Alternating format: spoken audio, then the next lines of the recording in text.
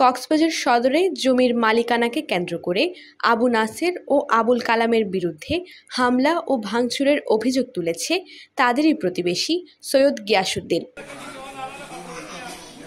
৮ জুলাই সোমবার বিকেলে ঝিলংঝাড় হাজীপাড়া এলাকায় প্রবাসী সৈয়দ গিয়াসউদ্দিনের নিজের বলে দাবি করা জমিতে এই ঘটনা ঘটে বলে জানান প্রত্যক্ষদর্শীরা।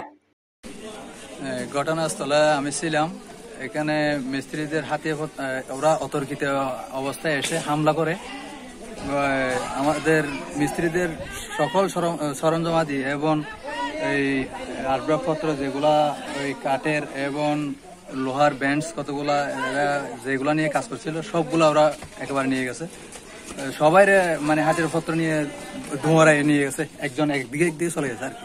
40 বছরের এই একদম মালিক গিয়াসউদ্দিন আছিল ঘন্টা 40,000 টাকা করে বেচা কিনে 26-27 বছরের বাদে ফোনিতে সুমন নাকি জায়গা কিনি এর এবার তখন নতুন ডাবাল নসীমা লই এর দূরে দূরে তো ওকে ফুরান ডাবাল ওর গাতে নি করে ফ্যামিলি দেবিলে বাসা ভাত নি মাই পঞ্চায়েত দেখা যাচ্ছে। এখন কিছু চাঁদা বাজাও লাই 3 লাখ টাকা খবর পাই 3 লাখ টাকা চাঁদা যাইয়ে 3 লাখ টাকা চাঁদার উপরে চাঁদা দিলে ডাবাল তুলি পারিব নলে ডাবাল তুলি পারিব। ভুক্তভোগী গিয়াসউদ্দিন বলেন, দীর্ঘ সময় প্রবাসে থাকায় নিজের দখলীয় জমি এরা বিভিন্নভাবে দখলের চেষ্টা করে। প্রায় 10 মাস ধরে এসব নির্যাতনে অতিষ্ঠ হয়ে জায়গাটি বিক্রয়ের জন্য রেজিস্ট্রেশনের কাজ শেষ করলে আবু নাসের ও আবুল কালাম ক্ষিপ্ত হয়ে জায়গাটি অন্যত্র বিক্রি না করার এবং করলে প্রাণ নাশের হুমকি দিয়ে চাঁদা দাবি করেন। এরই প্রেক্ষিতে তারা হামলা করেছে বলেও দাবি করেন তিনি। দীর্ঘদিন ধরে আমার কাছ থেকে তারা চাঁদা দাবি করে আসছে। আমি তাদেরকে পাত্র দিই না, কি জন্য টাকা তাদেরকে আমি টাকা দেবো, আমি কোথায় থেকে দেবো, কি টাকা দেবো, তারা কি আমার থেকে টাকা পায়?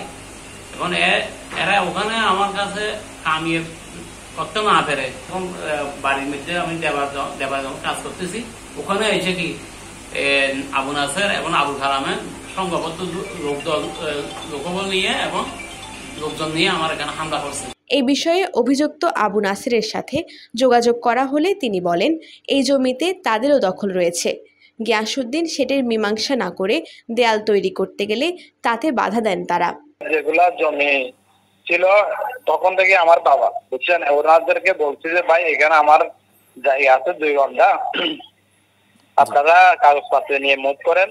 আমরাও মুভ করি। অনেক আগেও এগুলো তার মধ্যে এজাহার দিছি, তারপরে গিয়া করছি, করার পরও এখন ওরা বসে না। কাগজপত্র যদি আপনার সাথে যদি হয়ে যায় তাহলে আপনি 10 তলা তুলেন, সমস্যা না, কাগজদার জায়গাটা। সেভাবে অনেকগুলো বোঝানো হয়েছে, বোঝানোর পরও যখন ওরা কথা মানতেছে না, আমরা ভাঙচুর জিনিসটা করতে চাই না। বলতেছি বিষয়টা আপনারা এখনো আপাতত রাখেন, আপনাদের প্রশাসন যেভাবে করেন এভাবে আছি, আপনারা বসেন।